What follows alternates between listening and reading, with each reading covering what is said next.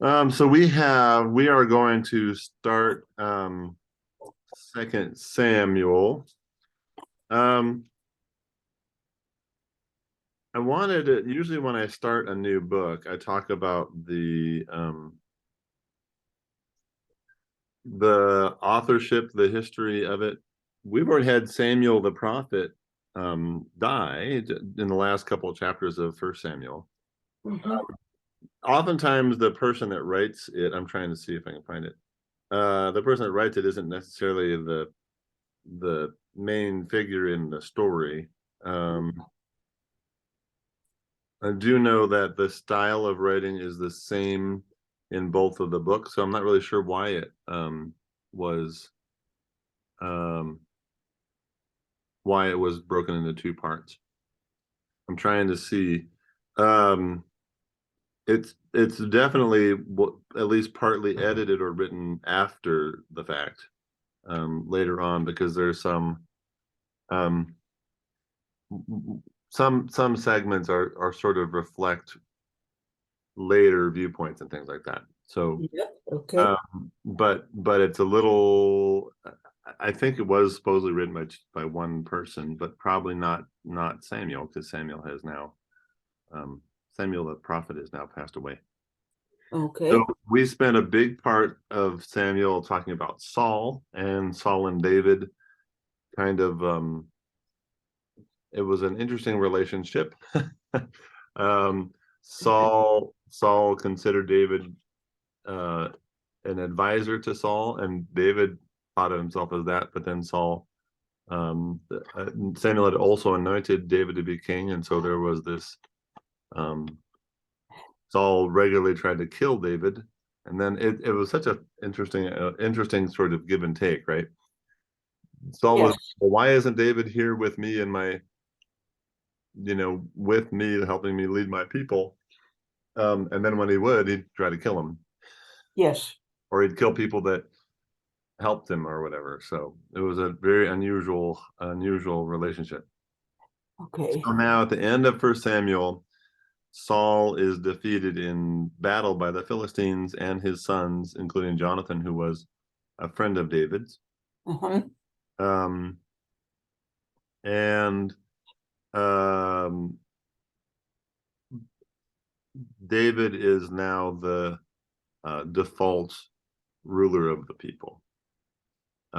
So we are on the beginning of chapter 1. After the death of Saul, when David had returned from defeating the Amalekites, David remained 2 days in Ziklag. On the third day, a man came from Saul's camp with his clothes torn and dirt on his head. When he came to David, he fell to the ground and did obeisance. David said to him, "Where have you come from?" He said to him, "I have escaped from the camp of Israel." David said to him, "How did things go? Tell me." He answered, "The army fled from the battle, but also many of the army fell and died. And Saul and his son Jonathan also died." And David asked the young man who was reporting to him, "How do you know that Saul and his son Jonathan died?" The young man reporting to him said, "I happened to be on Mount Gilboa, and there was Saul leaning on his spear while the chariots and the horsemen drew close to him. When he looked behind him, he saw me and called to me. I answered, 'Here, sir.' And he said to me, 'Who are you?' I answered him, 'I am an Amalekite.' He said to me, 'Come stand over me and kill me, for convulsions have seized me, and yet my life still lingers.' So I stood over him and killed him, for I knew that he could not live after he had fallen.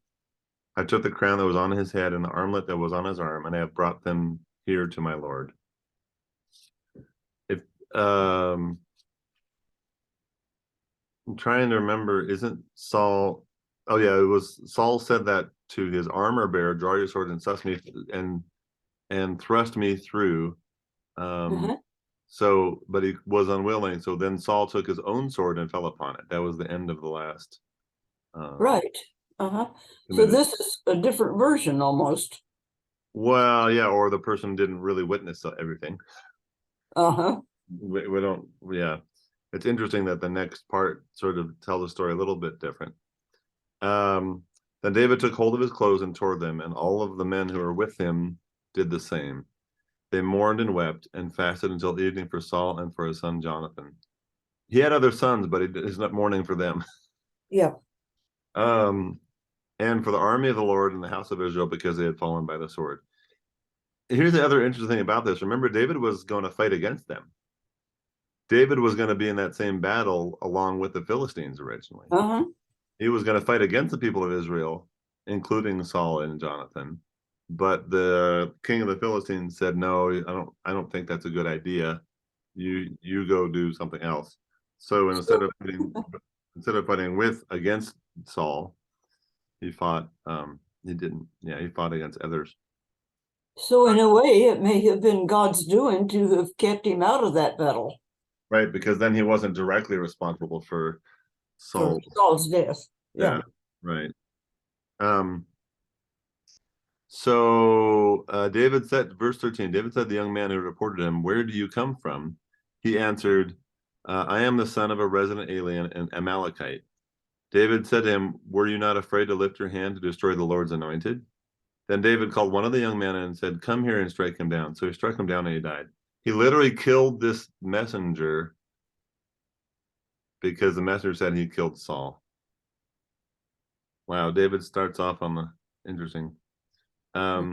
David said to him, "Your blood be on your head, for your own mouth has testified against you, saying, I have killed the Lord's anointed." David intoned this lamentation over Saul and his son Jonathan. He ordered that the song of the bow be taught to the people of Judah. It is written in the book of Jashar. He said, "This song of the bow. There are no. I'm reading the extra notes in the bottom of my Bible. The song Uh-huh. may be the ancient name of David's lament, but it seems unlikely and appears as such in no ancient manuscripts of the text of Samuel. The Masoretic text simply has a bow, and some have interpreted this to mean that David commanded the people should be trained in archery. The Septuagint has nothing at all, understanding lamentation to be what David wanted taught to the people. We know of at least 2 and possibly 3 poems that were included in the lost book of Jashar, or book of the upright. David's lament, the command to sun and moon to stand still in Joshua, and possibly Solomon's verses about the temple of the Lord, which are assigned to the book of Jashar in the Septuagint. So there are other outside books that we kind of forget about that at least existed at the time of, well, possibly at the time of Jesus, but certainly at this time, separate books that oftentimes are lost. So, and it looks like the book of Jashar has multiple poems from different books, including from Joshua and from First Kings. Hmm. So we have this lament. Your glory, O Israel, lies slain upon your high places, how the mighty have fallen. Tell it not in Gath, proclaim it not in the streets of Ashkelon, or the daughters of the Philistines will rejoice, the daughters of the uncircumcised will exult. You mountains of Gilboa, let there be no dew or rain upon you, nor bounteous fields, for there the shield of the mighty was defiled, the shield of Saul anointed with oil no more. From the blood of the slain, from the fat of the mighty, the bow of Jonathan did not turn back, nor the sword of Saul return empty. Saul and Jonathan, beloved and lovely, in life and in death they were not divided. They were swifter than eagles, they were stronger than lions. O daughters of Israel, weep over Saul, who clothed you with crimson in luxury, who put ornaments of gold on your apparel. How the mighty have fallen in the midst of the battle. Jonathan lies slain upon your high places. I am distressed for you, my brother Jonathan. Greatly beloved you were to me. Your love to me was wonderful, passing the love of women. How the mighty have fallen, and how the weapons of war perished. Mhm. So this book of Joshua, but it may have been one that was lost and we've never found it, or we've had it quoted and we know that it existed. Apparently, yeah, it's referenced in other places, but there's no. Uh-huh. Is that possibly one of them that was lost in the libraries of Alexandria? Oh, I mean, possibly the when we talk about the canon, which is the books that were included in the Old Testament, the Old Yeah. Testament canon, there were so many that you know what we see here is just a tiny fraction that was included. Okay. And so uh, it's possible those were used in the Hebrew worship, sometime after this, but were lost just Okay. time as much as anything. Could have been the Library of Andrea. Yeah, lost to time at the very least.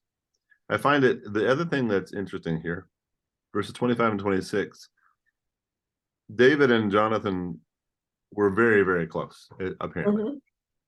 Mhm. Incredibly close. It's not that I feel like his lament for Saul is more about Saul being the anointed, because he was anointed, Mhm. than love for Saul, because Saul did try to kill him many times. But the love for Jonathan seems very you know, genuine. Yeah. So after this, David inquired of the Lord, shall I go up into any of the cities of Judah? The Lord said to him, go up. David said, to which shall I go up? He said, to Hebron. So David went up there along with his 2 wives, Ahinoam of Jezreel and Abigail, the widow of Nabal of Carmel. David brought up the men who were with him, every one with his household, and they settled in the towns of Hebron. Then the people of Judah came, and there they anointed David king over the house of Judah. When they told David it was the people of Jabesh Gilead who buried Saul, David sent messengers to the people of Jabesh Gilead and said to them, may you be blessed by the Lord, because you showed this loyalty to Saul your Lord and buried him. Now may the Lord show steadfast love and faithfulness to you, and I too will reward you because you have done this thing. Therefore let your hands be strong and be valiant. For Saul your Lord is dead, and the house of Judah has anointed me king over them. So they basically that they honored the body of Huh. Saul. So that's but Abner, son of Ner, commander of Saul's army, had taken Ishbaal, son of Saul, and brought him over to Mahanaim. He made him king over Gilead. So one of Saul's sons didn't die Mhm. and is being made king over the Asherites. Jezreel, Ephraim, Benjamin, and over all Israel.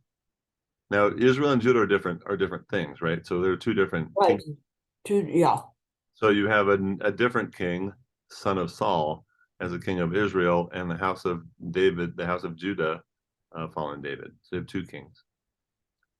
The time that David was king in Hebron over the house of Judah was 7 years and 6 months. So we're hearing after the fact.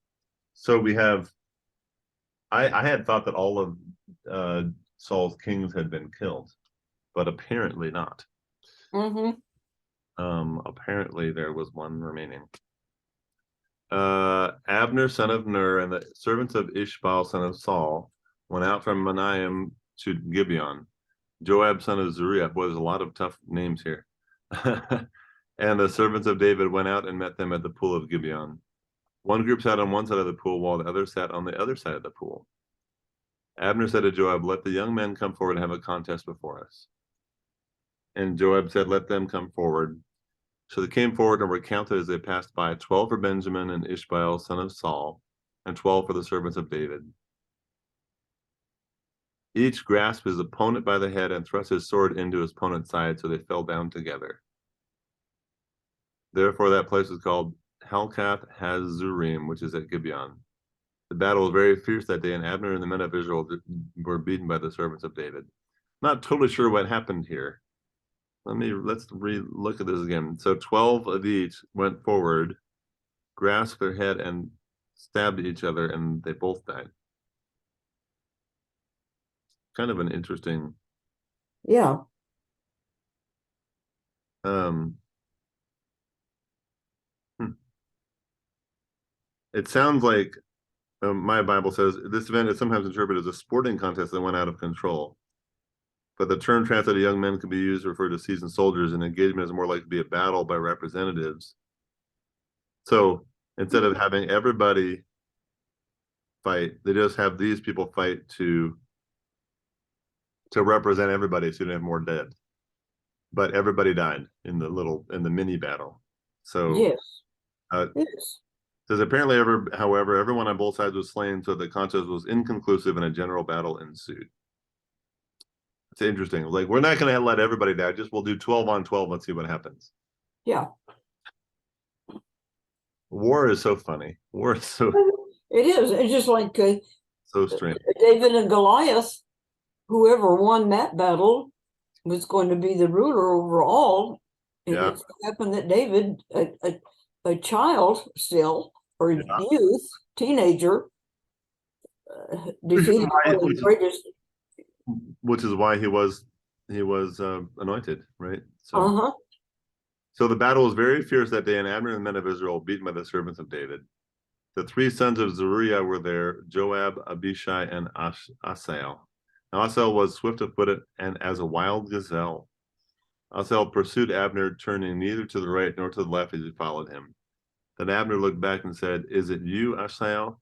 He said, "Yes, it is." Abner said to him, "Turn to your right or to your left and seize one of the young men and take his spoil." But Asahel would not turn away from following him. Abner said again to Asahel, "Turn away from following me. Why should I strike you to the ground? How then could I show my face to your brother Joab?" But he refused to turn away. So Abner struck him in the stomach with the butt of his spear, so that the spear came out of his back. Ooh. He fell there and died where he lay. And all those who came to the place where Asahel had fallen and died stood still. So Abner was the commander of the other army. Okay. But Joab and Abishai pursued Abner as the sun was going down. They came to the hill of Ammah, which lies before Giah on the way to the wilderness of Gibeon. And Benjamites rallied around Abner and formed a single band. They took their stand on the top of a hill. And Abner said to Joab, "Is the sword to keep devouring forever? Do you not know that the end will be bitter? How long will it be before you order your people to turn from the pursuit of their kinsmen?" Joab said, "As God lives, if you had not spoken, the people would have continued to pursue their kinsmen, not stopping until morning."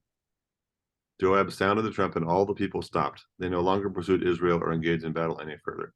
So I'm guessing at the end of the battle, Abner, who was the commander, essentially ran away.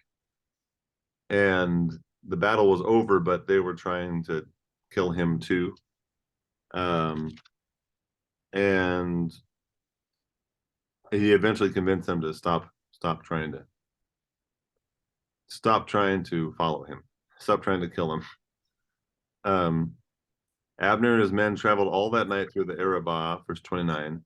They crossed the Jordan, and marching through the whole forenoon, they came to Mahanaim. Joab returned from the pursuit of Abner, and when he had gathered all the people together, there were missing of David's servants 19 men besides Asahel. But the servants of David had killed of Benjamin 360 of Abner's men. They took up Asahel and buried him in the tomb of his father, which was at Bethlehem. Joab and his men marched all night, and the day broke upon that Hebron. So David's side only lost 19 men plus Asahel, and Abner's side had lost 360. Huh. It's a very one-sided battle. Definitely. That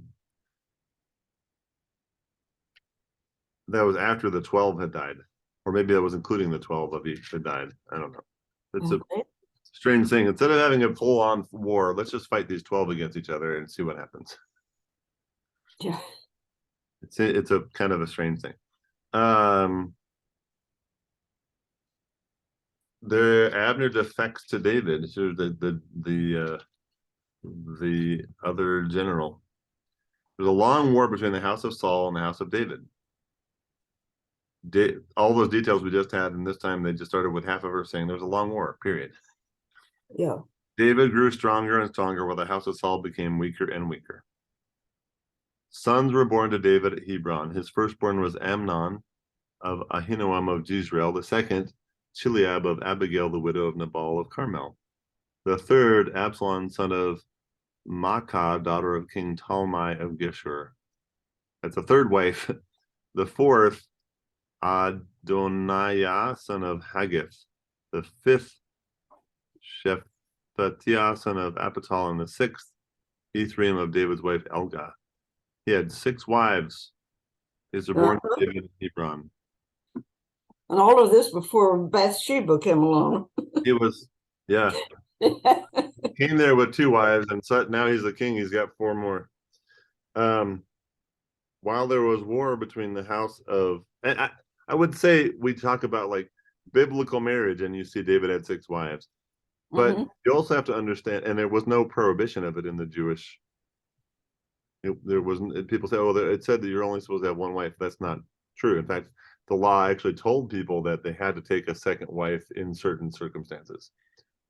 It demanded they take an extra wife sometimes, and I think for some of them it was a matter of survival of the fittest, kind of. They need to have kids, and so if you had multiple wives, you could have multiple kids, and hopefully some would survive because kids often didn't survive. Yeah. So, in a way, it was to try to make sure that their line would continue. While there was war between the house of Saul and the house of David, Abner was making himself strong in the house of Saul. Now Saul had a concubine whose name was Rizpah, daughter of Aiah. And Ishbaal said to Abner, "Why have you gone into my father's concubine?" The words of Ishbaal made Abner very angry. He said, "Am I a dog's head for Judah? Today I keep showing loyalty to the house of your father Saul, to his brothers and to his friends, and have not given you into the hand of David. And yet you charge me now with a crime concerning this woman. So may God do to Abner, and so many may add to it." So this concubine of Saul, but Saul's dead. So Uh-huh. it's interesting that they were trying to protect her. For just what the Lord has sworn to David, that well I will accomplish for him, to transfer the kingdom from the house of Saul and set up the throne of David over Israel and over Judah, from Dan to Beersheba. And Ishbaal could not answer Abner another word because he feared him. So Abner's mad that remember there's two kingdoms, right? Abner's mad that his king is not honoring him, so he said, "Fine, I will help David win." Abner sent messengers to David at Hebron, saying, "To whom does the land belong? Make your covenant with me, and I will give you my support to bring all Israel over to you." He said, "Good, I will make a covenant with you, but one thing I require of you: you shall never appear in my presence unless you bring Saul's daughter Michal when you come to see me." Then David sent messengers to Saul's son Ishbaal, saying, "Give me my wife Michal, to whom I became engaged at the price of 100 foreskins of the Philistines." So he said to both Abner and Saul's son to send her. Ishbaal sent and took her from her husband Paltiel, the son of Laish. But her husband went with her, weeping as he walked behind her all the way to Bahurim. Then Abner said to him, "Go back home." So he went back. So remember, she was his betrothed a long time ago. Right. That I think when he became anointed and Saul promised his daughter to David. But then lots of water has traveled under lots of bridges since then. Absolutely. Yeah. So I noticed. it's interesting that now And he of course, wants, back then, in many respects, women were still just pawns. well, and definitely being used as pawn here for sure. Definitely. It's been years, right? She's moved on. She has another Uh-huh. wife, another husband, and David says, "Well, if you're gonna be on my side to Abner, make sure you bring my wife Michal," but she's already remarried. So, and you even have this line about her husband weeping because the kings are using his wife as a pawn. Uh-huh. Abner sent word to the elders of Israel, saying, For some time past you have been seeking David as king over you. Now then, bring it about, for the Lord has promised David, through my servant David, I will save my people Israel from the hand of the Philistines and from all their enemies. Abner also spoke directly to the Benjamites. Then Abner went to tell David at Hebron all that Israel and the whole house of Benjamin were ready to do. When Abner came with 20 men to David at Hebron, David made a feast for Abner and the men who were with him. Abner said to David, "Let me go and rally all Israel to my lord the king, in order that they may make a covenant with you and that you may reign over all that your heart desires." So David dismissed Abner and he went away in peace. So remember, Israel is the other kingdom, right? David is king Right. of Judah, and Uh-huh. Abner is sort of defecting from Saul's son and promising that the kingdom of Israel will be David's also. We're 2 days before Christmas Eve, and I have to say, remember how Bethlehem is part of is the city of David, right? Right. And that's in Judah, that's in the southern kingdom. Okay. All right. But not in Israel, which, so it means they had to travel a long way. Now, if Bethlehem is in Judah, is Jerusalem in part of what was Israel? No, Or is it also Jerusalem is in Judah, in the southern kingdom. both of them? Yeah, yeah. So that's interesting. That it's down there. You remember that means that Mary and Joseph had to travel a long way. Okay, so they lived in the north. they lived up north in Israel. Yeah. Okay. And then they had to travel all the way down to Judah.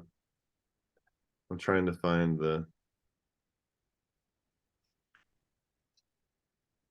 sometimes I get the tribal areas mixed up, so I want to make sure I'm right here.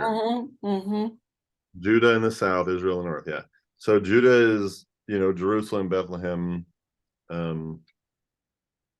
that area in the south. Okay. And Israel is the north, which includes Nazareth and all that area. Yeah. Okay. Yeah. So that was probably what was one of them up in the mountains where other one was closer to the seashore. I mean the level of the land, because I remember the story of the Good Samaritan, and they said that people traveled in groups because of all of the robbers and brigands that would attract single people, and they never liked to travel at night for the same reason. Right. Yeah. I've said this before, I don't know if I've said it in this Bible study, but one of the things that was kind of a thing that I never really realized, but until even after seminary, maybe during seminary, was that, we originally had the 12 tribes of Israel. Now we're down, at the time of Jesus, we're down to 2. Well, really, now we're down to 2. I mean, we're hearing a little bit of the tribe of Benjamin, and we heard a little bit from another tribe, Manasseh, but really we're down to Judah and Israel, which is 2 of the tribes. The rest, even now, we're still way back. The tribes have mostly been dissolved and fought against each other and stuff. So the tribes are by the time of Jesus, there's only 2 tribes. And I always assumed that they were next to each other, right? Here's Judah, here's Israel. They were next to each other. It was all one land, but actually they were separated. And that space in between was Samaria. So when Jesus is traveling from where he did probably 2/3 to 3/4 of his ministry in the north to the south, to Jerusalem, to Bethany is in the south, right? Where he's been there. Right. He is going through Samaria. And he's going through areas that were once a tribe of Israel, but aren't anymore. And the most interesting story related to that is the story of the woman at the well, because the woman at the well says, this well is the well of our ancestor Jacob, who was also their ancestor, right? Absolutely. You all say you have to worship in the temple, but we say we worship on the top of the mountains. Well, Moses worshiped on the mountains.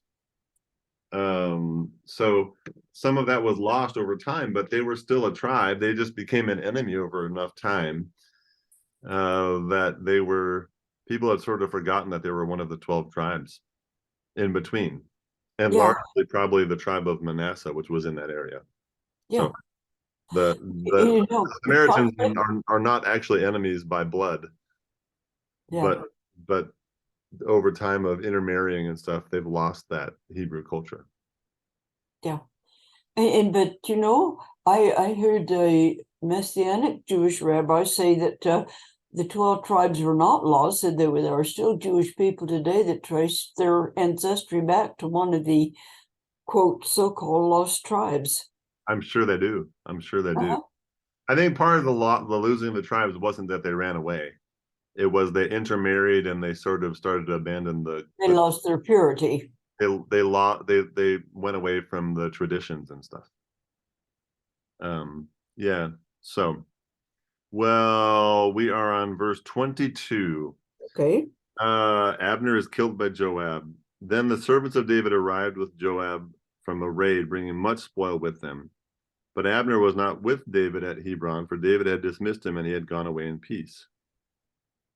So Abner had come to David and said, you know, like, I'd like to give you the northern kingdom.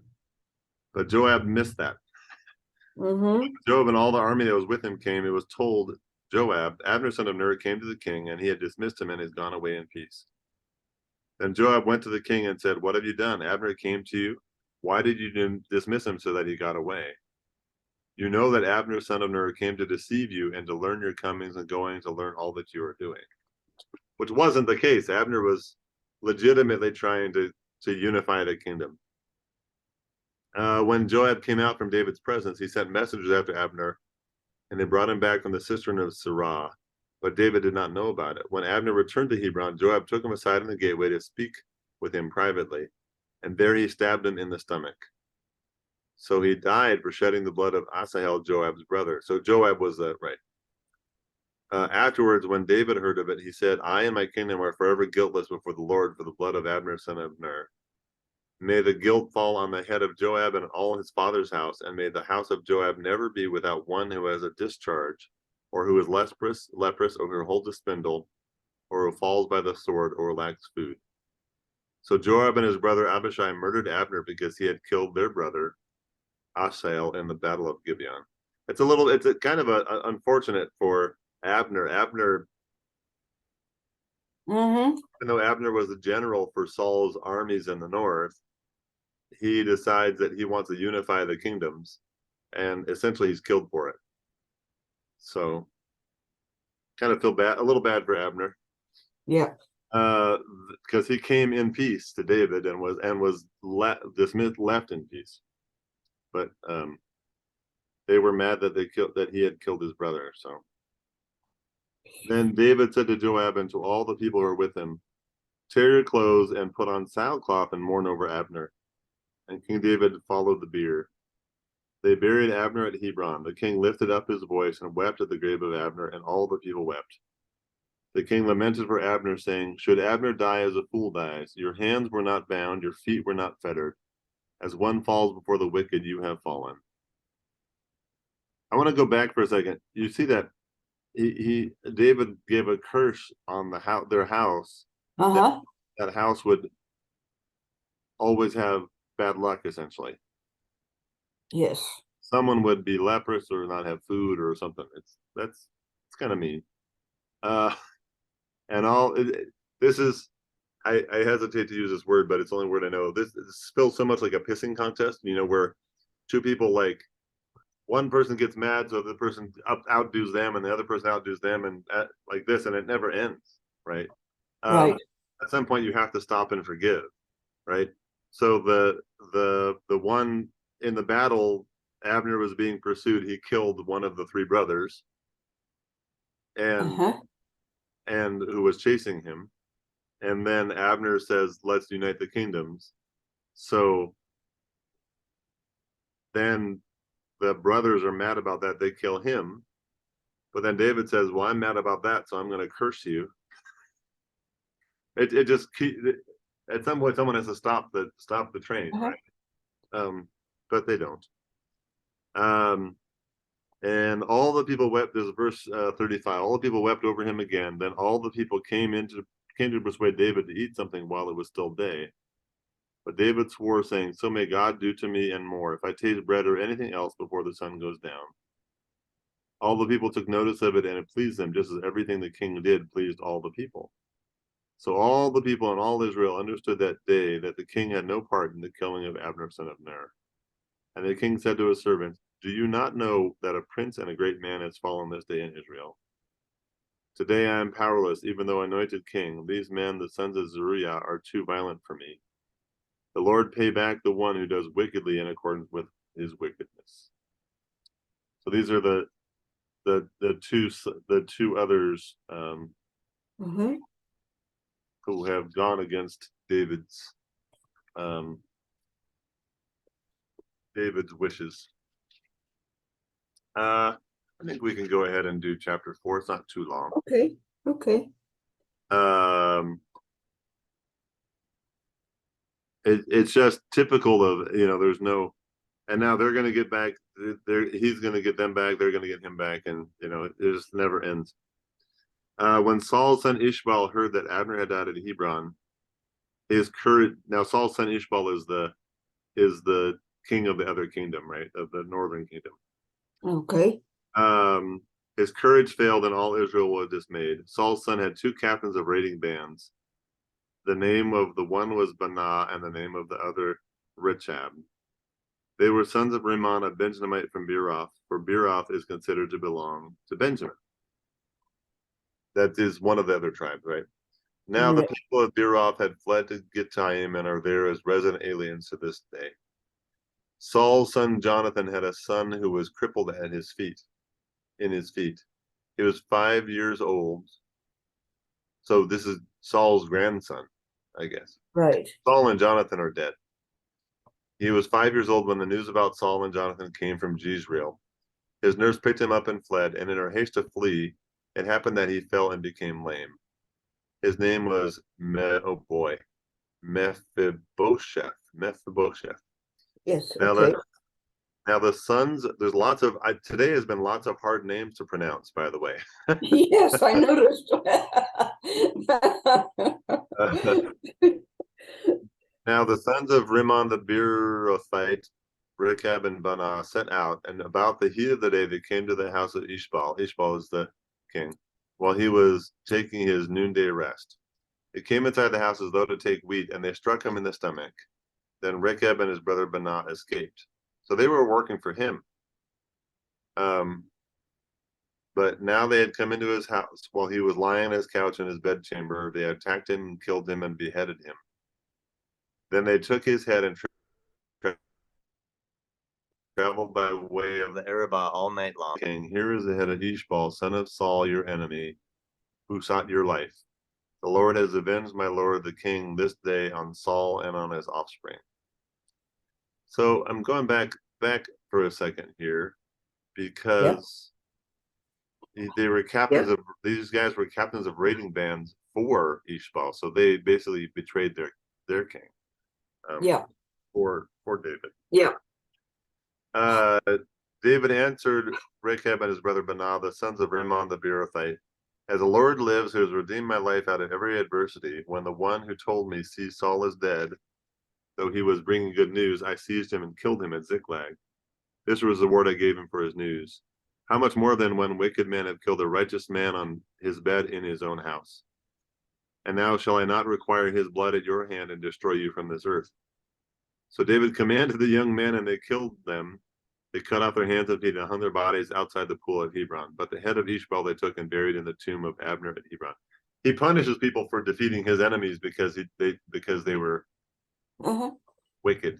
It's like they poor guys can't win. They did that to help him, and they were killed for it.